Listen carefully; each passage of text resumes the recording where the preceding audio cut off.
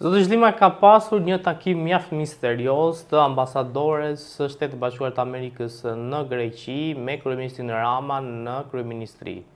Madje takimi është zhvilluar në orët e vona të natës dhe pamjet janë bërë publike në media shqiptare. Besoj se e keni parë pamjet, çfarë ju bëri përshtypje dhe çfarë mendoni mund të kërkojë një ambasador e një shteti tjetër në një shtet tjetër? Dua t'ju them diçka që ta marrim shumë seriozisht situatën, sepse asnjëri nuk e kupton se situata është shumë e vështirë dhe shumë serioze. Lufta që ka plasur midis Izraelit dhe Iranit sigurisht ka një ndikim në politikën ndërkombëtare, por është një luftë e lokalizuar momentalisht në zonën atje. Por nga ana tjetër, administrata e Trumpit, por edhe linja e Trumpit, ka një qasje tjetër për Ballkanin Perëndimor. Dhe pikërisht, me sa më kujtohet, tek ju kam thënë që Ballkani Perëndimor për administratën Trump do të jetë 2026 janar dhe deri në 2027 mars, që do të shikojmë zhvillimet në Ballkanin Perëndimor, por edhe Bashkimin Evropian. Pra, për ata të cilët thonë që vëmendja e zotit Trump është vetëm te një luftë midis Iranit dhe Izraelit dhe Rusisë dhe Ukrainës, është e gabuar. Ardhja e një funksionarit amerikan nënkupton qartazi një mesazh për zotin Rama. Mesazhi nuk nënkupton mbështetje ndaj zotit Rama, mesazhi nënkupton që këtu i e kemi ardhur për të folur, për të paraqitur pretendimet tona, për të paraqitur patjetër vendimarrjen tonë dhe në fund fare ju e mbani mend, dikur kishit ardhur tek zyra ime dhe kemi bërë një intervistë dhe ju kam thënë diçka të pakuptim, por po e rikujtoj tek dëgjuesit. Në politikë, por edhe në marrëdhëniet ndërkombëtare, ndërkombëtarët nuk të thënë diçka shumë të qartë, por të thënë diçka që nënkupton atë që ti duhet të kuptosh. Por në fund fare ata të lejnë porosin dhe të thënë frenat dhe gazin e komandon vetë. Është si puna e një shoferi që ka një makinë. Por si të shtypësh gazin, ashtu dhe frenat, sigurisht që ka patjetër një pasojë. Në të dyja rastet kemi pasojë. Besoj ju kujtohet. Në rast se nuk ju kujtohet, po ju a kujtoj edhe një herë që të përditësojmë të dhënat ato çfarë ne kemi thënë vazhdimisht tek portali juaj. Po ashtu, ndërkombëtarët, sidomos Shtetet e Bashkuara të Amerikës, por edhe ambasada gjermane, por edhe qeveria gjermane, ka një qasje tjetër për Bashkimin Evropian, por edhe marrëdhëniet Shqipëri-BE, Shqipëri-SBA. Ky është një tregues i qartë që kjo vizitë nënkupton një mesazh drejt për së drejti të zotit Trump kundrejt zotit Rama.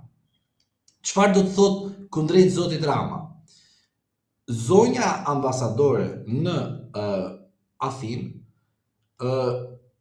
në 2025-ën, sigurisht nga linja Trump, ka instaluar tek zyra e saj, me sa dim mirë, një departament që ka të bëjë me zhvillimet, ngjarjet të Ballkanit Perëndimor. Kjo gjë është mbajtur sekret dhe për këtë arsye nuk ndërhyn në punët e brendshme, edhe një herë, të ambasadës së Shteteve të Bashkuar në Tiranë. Por ajo, për shkak të lidhjes së ngushtë me presidentin Trump, është e vetmja ndër ambasadorët që mundet në çdo moment, jo të flasim me kanalin e komunikimit që kemi departamenti i shtetit, sekretari i shtetit, edhe pastaj kur ta shikojmë të arsyeshme marrin telefon edhe presidentin e Shtetit Bashkuar të Amerikës. Është një ndër ambasadorët që mund të marrë drejt për së drejtin presidentin Trump. Prandaj e kam thënë tek ju vazhdimisht kur zoti Trump u fut në presidencë në janar të 2025-s, edhe ju kam thënë vazhdimisht që kemi të bëjmë me dy qëndrime të ndryshme të Shtetet e Bashkuara të Amerikës. Qëndrimi i parë është linja Trump, pra pikërisht ajo zonja vjen për linjën Trump e para, dhe Departamenti Amerikan i Shtetit, i cili ka vetëm një filozofi: kur ndryshon presidenti, thjesht edhe ai mekanizmin apo manualin e përdorur për çdo shtet frenohet dhe nuk është i avancuar ashtu siç mund të jetë për një president tjetër i cili ka një qasje tjetër për Ballkanin Perëndimor ose Bashkimin Evropian ose një shtet tjetër. Pra do të thotë që ne duhet kuptojmë qartazi, takimi, edhe ju a them me plot bindje, këtu të më shikojnë shikuesit dhe dëgjuesit që ja kam thënë vazhdimisht dhe nuk kam hequr asnjë fjalë as për Spakun, as për ambasadën, as për asnjë person. Nuk është mbështetje ndaj Zotit Rama dhe keqeverisjes së Partisë Socialiste. Madje është diçka më shumë se aq që mund të mendojë dikush. Sigurisht që çdo person që takohet me një ambasador ka diçka tjetër aty. Në rast se do të ishte një takim i cili do të kishte superlativa për Zotin Rama, ju do ta dini që Zoti Rama si puna e paqes, mos ngelet paqe, bordi i paqes, mirë. Me njëherë publikoi ftesën me gërma kapitali që ta shikonte edhe një pensionist që nuk ka mundësi të shikoj. Avokata, ju duket i rastishme që u kap ajo video teksa ajo fut në kryeministri dhe publikimi i asaj video pasi u mbaroi takimi? Ajo video ishte një video që nuk kuptoi që një gardist që është mes natës aty dhe filmon dhe nuk ka gazetar. Mirë, vetëm këtë. Pastaj, unë kam edhe një dyshim tjetër, po nuk dua ta them për shkak se mirë është ta thuash. Por e vërteta është kjo.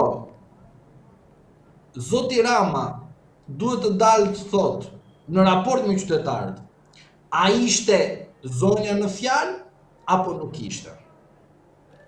Pse dyshoni se si ishte ajo? Jo, ku pse e njoh unë, pse kam pikë kafe me atë, ose njoh fare atë kush është.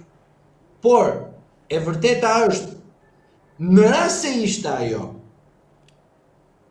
ka ardhur natën, po si ka ardhur natën? S'ka qëndruar ditën? Apo ka ardhur direkt nga Greqia? Po ka ardhur nga Greqia, ka kaluar me rrugë apo me helikopter apo me ajër? Pra, edhe njerë, ju them, shikojeni pak situatën në mënyrë globale. Pra, globin, pra topin, kur e shikojmë, nuk shikojmë vetëm nga një anë që na pëlqen. Qatë servir tjetri. Shikoj edhe nga anët të tjera. Mirë, dhe në rast se është zonja, sigurisht ajo ka qenë e ftuar në një event, supozojmë, nuk e di unë, nuk e di. Dhe ajo është materializuar si një mbështetje ndaj Zotit Rama që të çohet një mesazh përtej institucioneve të Zotit Rama që komandojnë dhe një pushteti gjyqësor, për shembull, si me radhë më shumë radhë. Prandaj bani pak rezerva edhe mos e konvertoni rastin e ambasadores si një mbështetje ndaj Zotit Rama. Edhe një herë ju a them, se kam frikën që do dalim në situata të tjera. Dhe unë kam frikë që nuk ka të bëjë me lidhjen e linjës së Trump, por mendoj se kam dyshime që në Ballkan duhet të mbarojnë disa ngjarje historike të cilët nënkuptojnë edhe gjithmonë forcat dhe fuqitë e mëdha. Besoj se Avokat, çfarë mesazhi mund t'i ketë dhënë ambasadorja amerikane e Atinës në Qa mund t'i ketë sjell? Se ajo nuk ishte kaluar as nga ambasada amerikane e Shqipërisë, pra nuk ka pasur takim as me stafin e ambasadës amerikane e Shqipërisë. Nuk e di a ka pasur, ka pasur. Kështu flitet paktën mediatikisht. Po ashtu flitet mediatikisht, se në rast se do të ishte folur publikisht, do ta kishim dëgjuar atë, do kishim bërë një interpretim. Por ajo që unë kuptoj është kjo, dhe vërtet ju, në Bashkimin Evropian, shtetet që duan të aspirojnë, duhet të paraprakisht duhet të mbarojnë disa konflikte kombëtare me shtetet ngjitur, pra me Italinë, me Maqedoninë, me Malin e Zi, me Greqinë, a kupton, me vende të cilët kanë raporte të ndryshme dhe sigurisht që këto janë politika të cilët duhet të thonë që duhet të përfundohen. Pra, në rast se ju mbani mend për shembull rastin e Maqedonisë së Veriut, ju e dini shumë mirë që bllokim Maqedonisë së Veriut ka qenë çfarë? Emri, sepse Greqia thoshte emri zotëri nuk do jetë Maqedoni, vendosni çfarë emri tjetër doni ose diçka të shtojmë aty, por ju nuk do quheni Maqedoni, sepse unë e zotroj. Unë e kam patentën. Jo, u vonuan negociatat për antarësim në NATO. Pra, edhe çdo takim tjetër, sepse fuqitë e mëdha janë të mëdha, prandaj quhen të mëdha, se përndryshe do ishin pa asnjë vlerë. Dhe ndërhyjnë në mënyra të ndryshme operative. Pra, nuk mundet disa negociata të ndodhin për shkak të transparencës. Pra, kërkohet gjithmonë para transparencë, pra negociat në parapaskem, që kur të arritet në skem, sigurisht të marrim atë që duhet që të përfitojnë të gjithë. Tani, i drejtë dhe të japi llogaridhënie dhe të jetë transparent me qytetarët shqiptar kush është?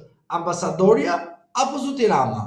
Zoti Rama, sepse pikërisht për atë arsye ai është kryeministër që të japi llogari dhe të japi përmes llogarisë transparencë që çfarë diskuton me çdo zyrtar të lartë, sikur të jetë edhe një takim privat, sepse zoti Rama aty nuk është sepse është Rama, Edi Rama. Pra, Rama lidhet edhe cilësia e kryeministrit. Në rast se ishte Rama vetëm, shkon te shtëpia e Ramës, bën diskutim, bën çfarë do të shpirti, ndërsa për shkak se ke bërë takim në kryeministri, kryeministri ka detyrimin përpara moral, institucional, llogaridhënie tek qytetarët që përse të ka ardhur dhe arsye e takimit. Pra, prandaj ju thash, ju solla shembull edhe mos harroni faktin që ky takim vjen si një lidhje e vazhdueshme të kohës para 1912 të fuqive të mëdha, se si ato negocionen për të ndaluar ose për të vazhduar negociatat të cilët kërkojnë një përfundim që duhet të jepet patjetër brenda një arku kohor që do ta shikojmë në të ardhmen. Pra, takimi nuk kishte mbështetje. Për këtë ta garantoj 100%.